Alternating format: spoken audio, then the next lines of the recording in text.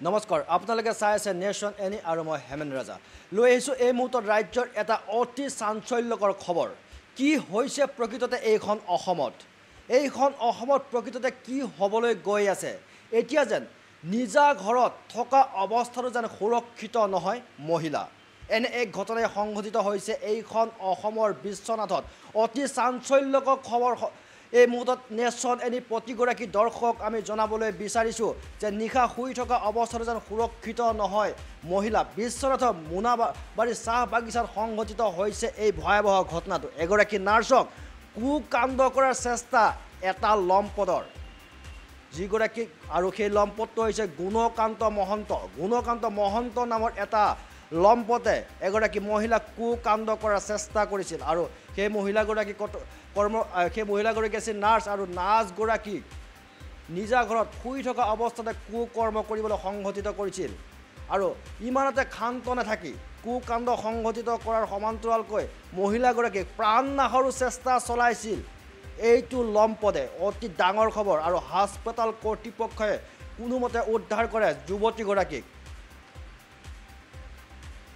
যুৱতীগৰাকীৰ অভিযোগ ভিত্তিত আৰক্ষীয়ে ইতিমধ্যে গ্ৰেপ্তাৰ কৰে গুণকান্ত মহন্ত নামৰ এই লম্পটক আৰু বিশ্বনাথৰ মোনাবাৰী চাহ বাগিচা হাস্পতাল চৌহদত সংঘটিত হৈছে এই ভয়ংকৰ কাণ্ড আৰু সেই মহিলাগৰাকী আছিল নাৰ্ছ আৰু সেই নাৰ্ছগৰাকীয়ে নিজা কোঠাত শুই থকাৰ অৱস্থাতে কুকাণ্ড কৰিবলৈ অপচেষ্টা চলাইছিল আৰু তাৰ পিছতে প্ৰাণনাশৰো চেষ্টা চলাইছিল এই গুণকান্ত মহন্ত নামৰ এইটো লম্পটে আৰু তাৰ পিছতে স্থানীয় লোক আৰু হস্পিটেল কৰ্তৃপক্ষৰ তৎপৰতাত কোনোমতে উদ্ধাৰ কৰে যুৱতীগৰাকীক আৰু তাৰ পিছতে চিকিৎসালয়ত ভৰ্তি কৰোৱা হয় কিন্তু সমগ্ৰ ঘটনাৰ অন্তত অৱশেষত লম্পট গুণকান্ত মহন্তক ইতিমধ্যে আৰক্ষীয়ে গ্ৰেপ্তাৰ কৰিছে আৰু বিশ্বনাথৰ মোনাবাৰী চাহ বাগিচাত সংঘটিত হৈছে এক ভয়াৱহ ঘটনা এতিয়া যে ৰাজ্যত ক্ৰমাৎ বৃদ্ধি পাব ধৰিছে মহিলা নিৰ্যাতনৰ এনেবোৰ ঘটনাই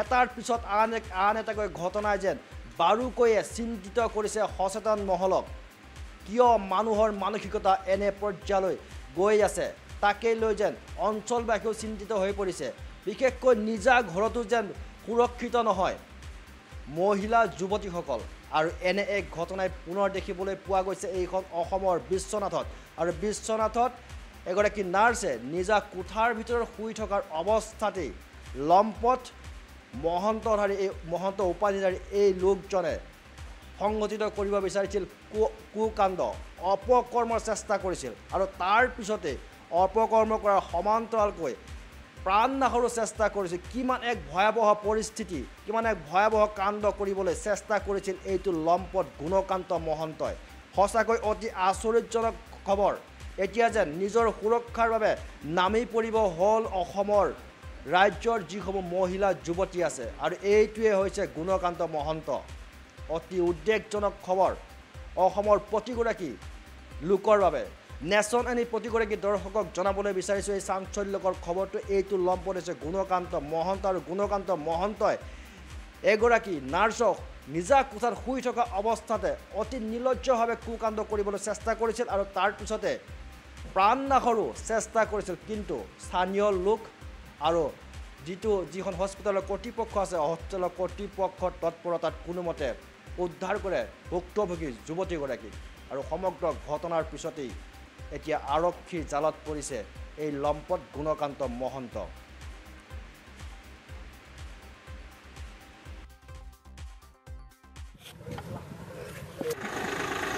ওচৰ নেইবাৰ ছোৱালীজনী নাৰ্ছ হয় তেখেতৰ ঘৰত ৰাতি গ'লে বাৰু গৈ অকণমান দুৰ্ব্যৱহাৰ কৰা চেষ্টা কৰাতে নাৰ্ছজনী তেখেতৰ আঙুলি অকণ কাটিলে বাৰু আমি ৰাতিপুৱা কমপ্লেইনটো পালোঁ আমি আমাৰ ইনভেষ্টিগেশ্যন কৰিলোঁ আৰু মানুহজনক আমি এতিয়া আমাৰ কাষ্টাডিত লৈছোঁ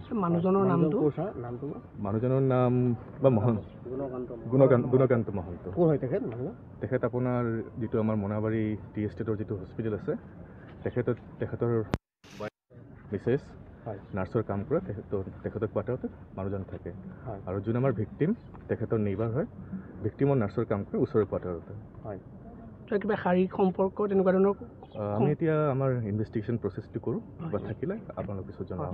ঘটনাটো মানে কি আমি গম পালোঁ যে চেহনাজা বুলি আমাৰ নাৰ্ছ এজনী আছিলে মেডিকেলত।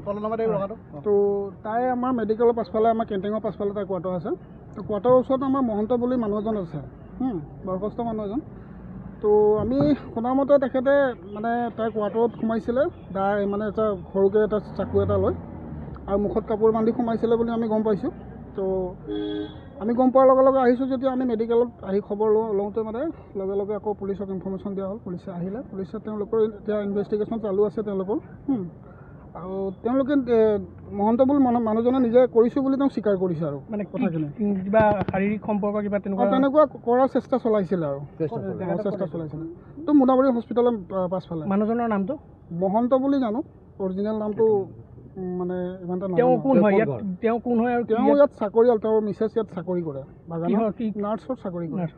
তেওঁ হাজবেণ্ড হয়, তেওঁ হাজবেণ্ড হয়। এই কিমানমান ঘটনাটো কালি 2টামান বজাৰ ঘটনা। দিনৰ নে ৰাতি? ৰাতি 2টামান বজাত। ৰাতি 2টা। সেই মানুহজনে কি কৰিবলৈ আহিছিলে তেখেত যিজন কালপিত মহন্ত? তেওঁ কোৱাৰ্টাৰে হয়, তেওঁৰ ওচৰতে কোৱাৰ্টাৰ আছে। তাৰ মিছেছে চাকৰি কৰেতো, তেওঁ তাত কোৱাৰ্টাৰত ৰাতি অকলে থাকে। আৰু মিছেছজনী ইয়াতে আমাৰ ৰাতি নাইট ডিউটিত আছিলে তেওঁ মেডিকেলত। ছোৱালীগৰাকী ক'ত আছিলে? ছোৱালী তাৰ ডিউটি নাছিলে, কোৱাৰ্টাৰতে অকলে শুই আছিলে আৰু অকলে মানে থকা অৱস্থাত মানুহজনে ধৰ্ষণ কৰিবলৈ চেষ্টা কৰিছিলে আৰু লগতে মাৰ্ডাৰ কৰিবলৈও চেষ্টা কৰিছিলে। তেওঁ কিবা আঘাত হৈছে নেকি? আঘাত হৈছে বুলি গম পাইছোঁ। আৰু আঘাত হোৱাটো আমাৰ এই মেডিকেলতে আহি আমাৰ নাৰ্ছ কেইজনীয়ে তেওঁলোকক ট্ৰিটমেণ্ট কৰিছে। আৰু তাইক বৰ্তমান এতিয়া আমাৰ পুলিচ প্ৰশাসনে তেওঁৰ প্ৰচেছত লৈ গৈছে ইনভেষ্টিগেশ্যন কৰিবৰ কাৰণে। এই ক্ষেত্ৰত স্থানীয় ৰাইজ হিচাপে কি দাবী কৰে? স্থানীয় ৰাইজ হিচাপে আমি এইটোৱে দাবী কৰোঁ যাতে তেনেকুৱা ধৰণৰ ধৰ্ষণকাৰীক উচিত শাস্তি পাই, যাতে আমি প্ৰশাসনক সেইটো দাবী জনাইছোঁ। ঘটনাটো মানে কি আমি গম পালোঁ যে চেহনাজা বুলি আমাৰ নাৰ্ছ এজনী আছিলে মেডিকেলত। তো তাই আমাৰ মেডিকেলৰ পাছফালে আমাৰ কেণ্টিঙৰ পাছফালে তাই কোৱাৰ্টাৰ আছে। তো কোৱাৰ্টাৰৰ ওচৰত আমাৰ মহন্ত বুলি মানুহ এজন আছে, বয়সস্থ মানুহ এজন। তো আমি শুনামতে তেখেতে মানে তাইৰ কোৱাৰ্টাৰত সোমাইছিলে, তাই মানে এটা সৰুকৈ এটা চাকু এটা লৈ আৰু মুখত কাপোৰ বান্ধি সোমাইছিলে বুলি আমি গম পাইছোঁ। তো আমি গম পোৱাৰ লগে লগে আহিছোঁ যেতিয়া আমি মেডিকেলত আহি খবৰ লওঁতে মানে লগে লগে আকৌ পুলিচক ইনফৰ্মেশ্যন দিয়া হ'ল। পুলিচে আহিলে, পুলিচে তেওঁলোকৰ এতিয়া ইনভেষ্টিগেশ্যন চালু আছে তেওঁলোকৰ। আৰু তেওঁলোকে মহন্ত বুলি মানুহজনে নিজে কৰিছোঁ বুলি তেওঁ স্বীকাৰ কৰিছে আৰু কথাখিনি কিবা শাৰীৰিক সম্পৰ্ক কিবা তেনেকুৱা কৰাৰ চেষ্টা চলাইছিলে আৰু চেষ্টা চলাইছিলে। তো মোনাবাৰী হস্পিটেলৰ পাছফালে। মানুহজনৰ নামটো মহন্ত বুলি জানো, অৰিজিনেল নামটো মানে ইমান এটা তেওঁ কোন হয় ইয়াত, তেওঁ কোন হয় আৰু তেওঁ ইয়াত চাকৰিয়াল, তেওঁৰ মিছেছ ইয়াত চাকৰি কৰে, নাৰ্ছত চাকৰি কৰে। তেওঁ